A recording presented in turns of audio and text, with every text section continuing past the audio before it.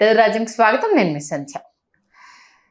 తెలుగుదేశం పార్టీలో అందులో కడపలో కడప రెడ్డమ్మ తీరే వేరా, ఎవరి మాట వినను అంటోందా, నా దూకుడు నాకే సొంతం అంటుందా అంటే అవుననే సమాధానం వినిపిస్తుంది. ఎందుకంటే జాతీయ ఉపాధ్యక్షుడైన హరిప్రసాద్ గారికి సంబంధించి ఆవిడ స్టైలే వేరన్నట్టుగా ఆవిడ వ్యవహరిస్తున్న తీరు ప్రజెంట్ చర్చనీయాంశంగా మారింది. ఎందుకంటే అంతటి వ్యక్తికి అక్కడ సన్మానాలు జరుగుతున్నా, ఆయన గురించి చర్చ జరుగుతున్నా, ఎక్కడ ఏమీ మాట్లాడకుండా, ఎక్కడికి వెళ్లకుండా నేను ఎవరికి తగ్గను అనేసి అంటూ నిరూపించే స్టైల్తో మరొకసారి కడప రెడ్డమ్మ వార్తలో నిలవడం జరిగింది. ఎందుకంటే ఒకంత మంత్రి పదవి రాలేదు అన్న అసహనం, భర్త ఎప్పటికప్పుడు భార్య గురించి పోరాటం, ఇవన్నీ మనం చూస్తున్నాం.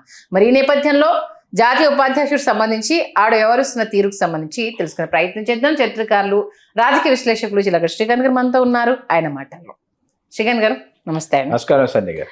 మొన్న మధ్య కూడా స్కూళ్ళ పర్యవేక్షణకు సంబంధించి ఏదో చేద్దామని వెళ్ళి ఏదో అయిపోయింది, అబాస్ పాలవడం అంతా అయింది. బట్ సమస్యను లేవనెత్తడం ఒక ఇంత మంచి విషయమైనా లోకేష్ దృష్టిలో పెడదాం అనుకుంటే అది రివర్స్ గేర్ అయిపోయింది.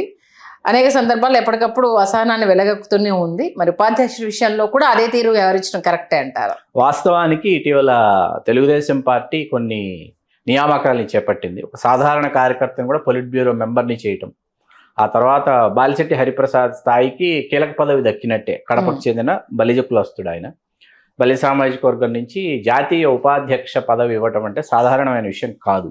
ఆయన గతంలో ఎక్కడ ఏ ఎన్నికల్లో పోటీ చేసిన దాఖలాలు లేవు, ఏది సార్వత్రిక ఎన్నికల్లో.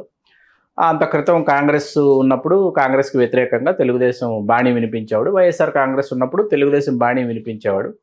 ఆ తర్వాత తెలుగుదేశంతో ఆయన ప్రయాణాన్ని కొనసాగించాడు. ఈవేళ ఆయన జాతీయ ఉపాధ్యక్షుడు అయిన తర్వాత ఇప్పుడు అక్కడ పరిస్థితి ఏంటంటే ప్రతిరోజు ఎవరో ఒకరు ఏదో ఒక సన్మానం అయితే చేస్తున్నారు ఆయనకి. దండేయడమో, శాలువ కప్పడమో, అభినందించడమో, పుష్పగుచ్చం ఇవ్వడం జరుగుతూ ఉంది.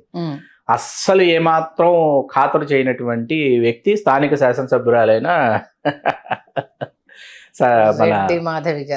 రెడ్డప్ప గారి మాధవి గారు, అలాగే వారి జీవిత భాగస్వామి శ్రీనివాసరెడ్డి గారు, ఇరువురు. వాస్తవానికి ఏంటంటే కడప పాత ఎన్నికల్ని పక్కన పెడితే 85 ఎన్నికల్లో అంత క్రితం రెడ్డి సామాజిక వర్గం తమ ప్రభావాన్ని చూపించిన, ముస్లిం మైనార్టీలు దక్కించుకుని 85లో శ్రీరామచంద్రయ్య గారు ఒకసారి బలి సామాజిక వర్గాన్ని నుంచి గెలిచి, ఆ తర్వాత నుంచి ఏమైందంటే వరుసగా ముస్లిం మైనార్టీలకి పెట్టనకోటగా మారుతూ వచ్చింది. మధ్యలో తెలుగుదేశం పార్టీ అభ్యర్థిగా మీకు సూదా దుర్గా ప్రసాదరావు గారు, విజయదుర్గ ట్రాక్టర్స్ అధినేత, బలిజ కులస్తులు, వారు తెలుగుదేశం పార్టీ అభ్యర్థిగా పోటీ చేసిన వైకాపా ప్రభంజనంలో ఓడిపోవడం జరిగింది.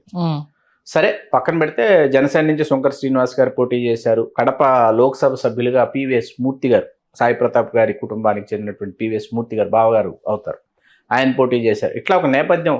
కడప తీసుకుంటేనే ఏమవుతుందంటే బలిజలు, రెడ్లు, ముస్లిం మైనార్టీలు ఈ మూడు ప్రధానంగా కనిపిస్తారు. కడప టౌన్ తీసుకున్నా, లేకపోతే చుట్టుపక్కల ప్రాంతాలని మనం ఒకసారి తరచూ చూసినాం. ఇక్కడ ఒక సామాజిక వర్గానికి మరొక సామాజిక వర్గం యొక్క అండ తప్పనిసరి అనమాట.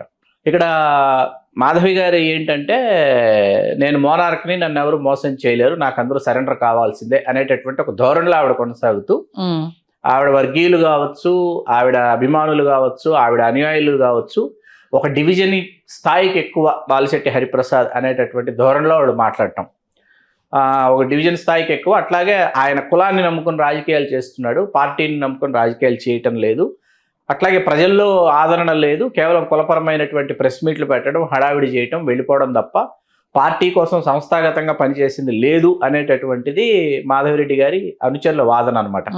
వాస్తవానికి పార్టీ కోసం కృషి చేసినటువంటి, పార్టీతోనే కొనసాగుతున్నటువంటి బలిజ కులస్తులు కడపలో చాలా మంది కనిపిస్తారు. సోదా దుర్గా ప్రసాదరావు గారు, విజయదుర్గ దేవాలయం కూడా ఉంది కడపలో, చాలా ప్రసిద్ధి చెందినటువంటి దేవాలయం. ఏ ప్రముఖుడు కడప వెళ్ళినా విజయదుర్గ దేవాలయం దర్శించుకోకుండా రారి వేళ. అటువంటి ఒక నేపథ్యం ఉన్న కుటుంబం, అట్లాంటి కొన్ని కుటుంబాలు అక్కడ ఉన్నాయన్నమాట. ఇది ఆర్థికంగా కావచ్చు, వాళ్ళు సామాజికంగా కావచ్చు, సాంస్కృతికంగా కావచ్చు, సాంఘిక హోదా కలిగినటువంటి కుటుంబాలు కొన్ని ఉన్నాయి. ఆ కుటుంబాలను దృష్టిలో పెట్టుకున్నైనా మాధవరెడ్డి గారు ఏంటంటే ఇష్టం ఉన్నా ఇష్టం లేకపోయినా పార్టీలో జాతీయ ఉపాధ్యక్షుడు అనేటప్పటికి ఏంటంటే ఖచ్చితంగా స్థానిక శాసనసభ్యుడైనా శాసనసభ్యురాలైనా మీరు యాజ్ పర్ ప్రయారిటీస్ మీరు గౌరవించాల్సిందే, గౌరవించి తీరాల్సిందే. రేపు ఒకే వేదిక మీద ఆసీనులు కావాల్సినటువంటి పరిస్థితి వస్తుంది. లేదా పార్టీ సంస్థాగత కార్యక్రమాలు ఏవైతే ఉంటాయో, ఏది పార్టీ కీలకమైనటువంటి సమావేశాలు ఏవైతే ఉంటాయో అక్కడ ఆండయాస్ మీకు జాతీయ ఉపాధ్యక్షుడు ఆసీనుడై శాసనసభ్యులు కింద కూర్చునేటటువంటి పరిస్థితి కూడా ఏర్పడుతుంది. అటువంటి ఒక వాతావరణం ఏర్పడుతుంది అనమాట. కాబట్టి ఏంటంటే గివ్ అండ్ టేక్ అనేది ఇవాళ రాజకీయాల్లో పరిపాటి అయిపోవాలి. అలా మాధవి గారు ఆవిడ ఖాతరు చేయలేదు.